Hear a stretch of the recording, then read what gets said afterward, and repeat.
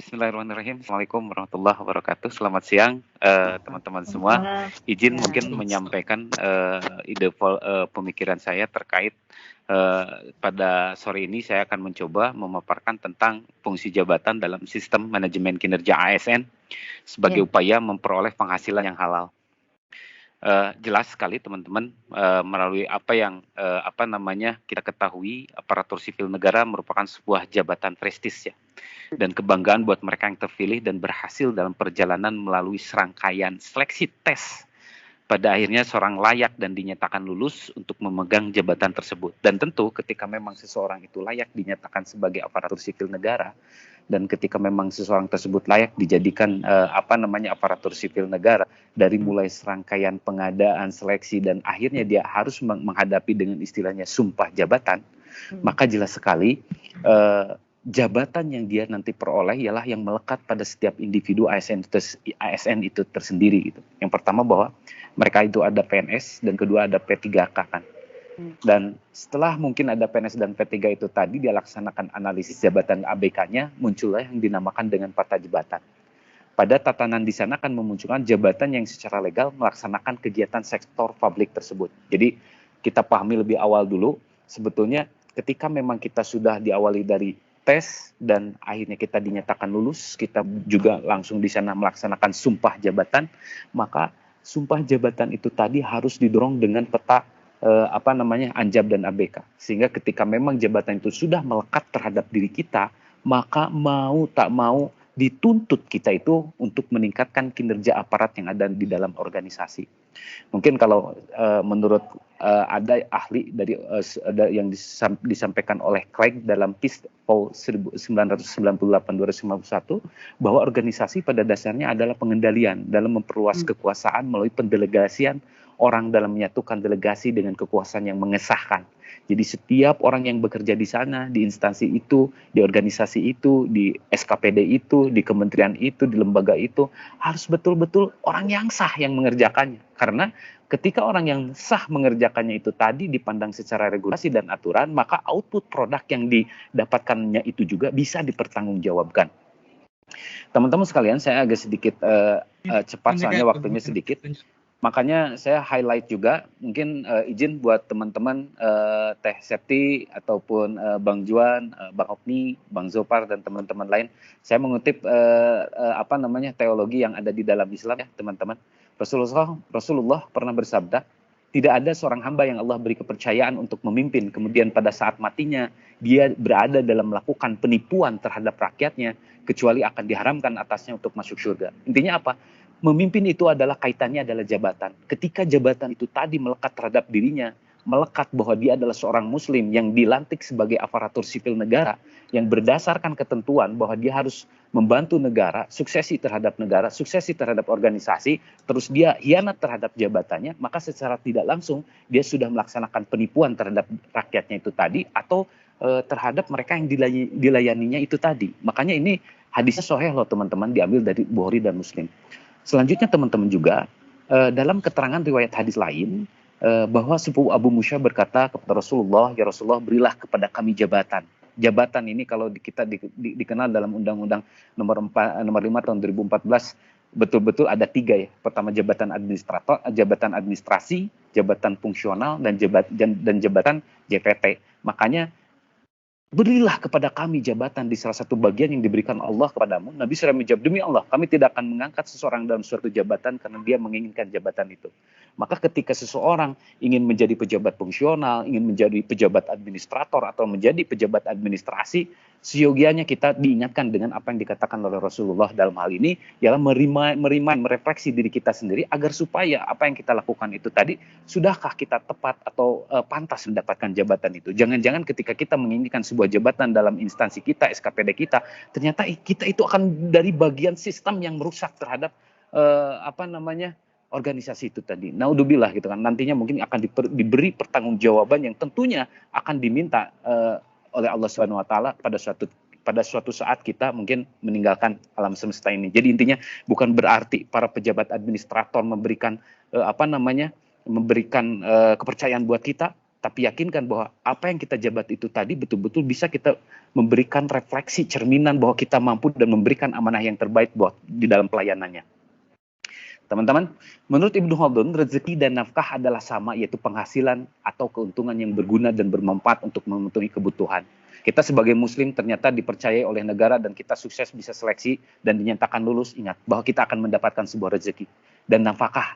Ketika memang rezeki dan nafkah yang kita dapatkan itu tadi asal atas dasar kinerja kita.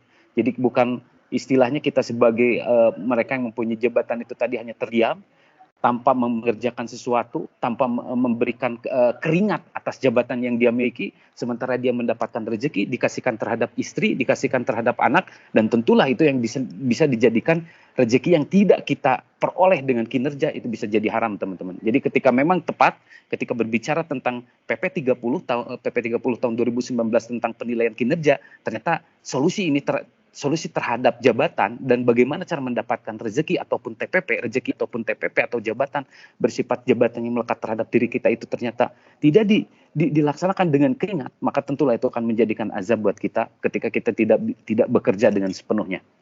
Hakikat pengertian rezeki dan nafkah adalah manakala seseorang mendapatkan sesuatu yang dipergunakan dengan hemat dan cermat, tidak boros, serta disesuaikan dengan pokok-pokok keperluan hidup sebagai manusia.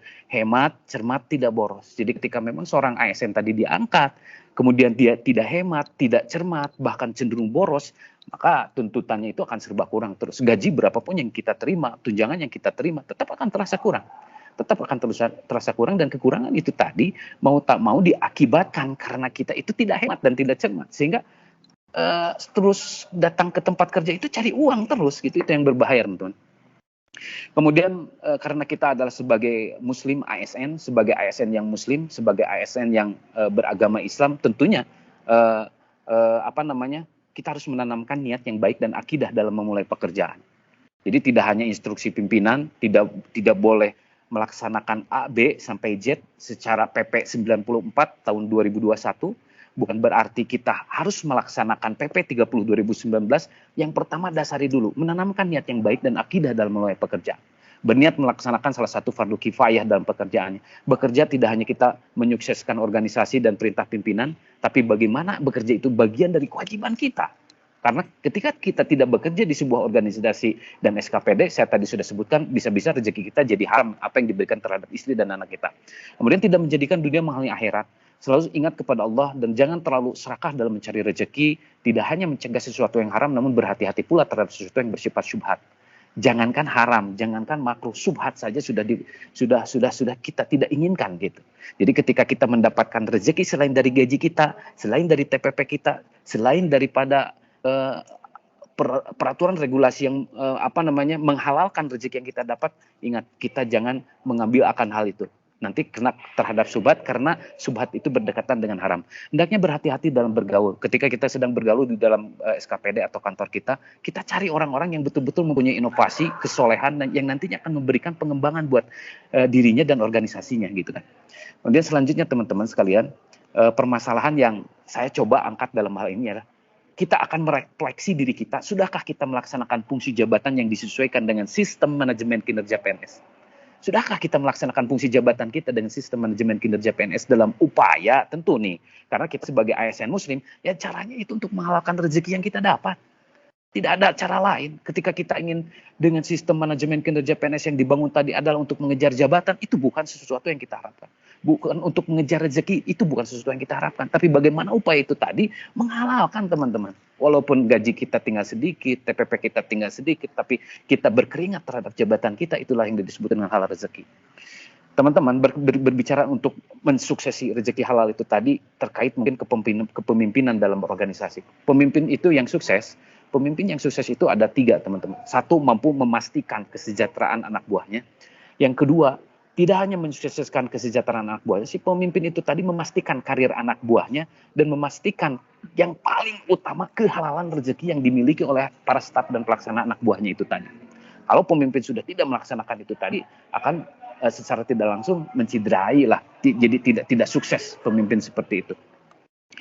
Agak sedikit cepat soalnya waktunya sedikit, teman-teman. Mudah-mudahan bisa dimengerti dan dipahami ya, teman-teman. Nah, kemudian juga izin mungkin di sini saya kebijakan dan prosedur yang spesifik diperlukan untuk mengimplementasikan kinerja ini terdiri dari 6 kategori.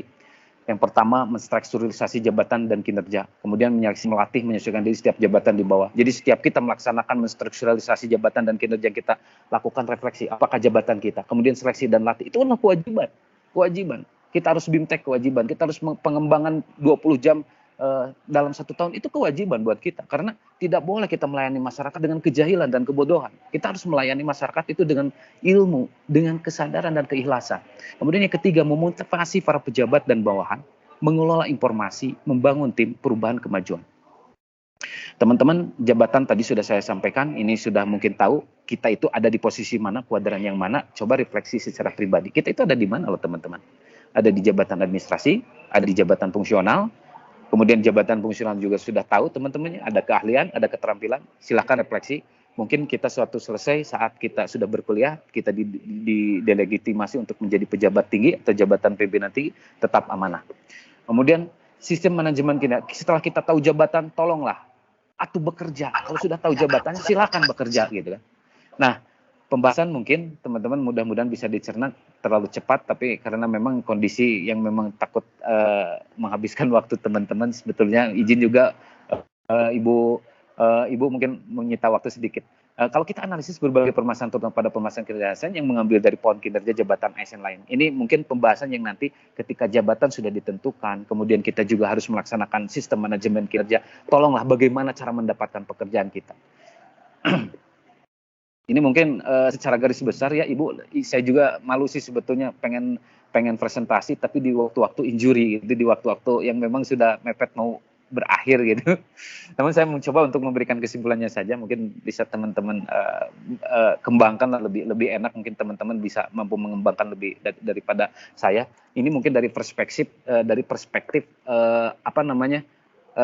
menghalalkan rezeki kita itu dari perspektif agama Islam. Mungkin teman-teman lain juga ada yang misalkan TSFT perspektif dari agama Kristen, ataupun misalkan Bang Juan, kita akan padu-padankan dalam artian mungkin bisa menjadikan tidak hanya bersifat melulu sistem kinerja, tapi mungkin dari sisi-sisi agama. Saya yakin bahwa agama mengatur akan hal itu. Gitu.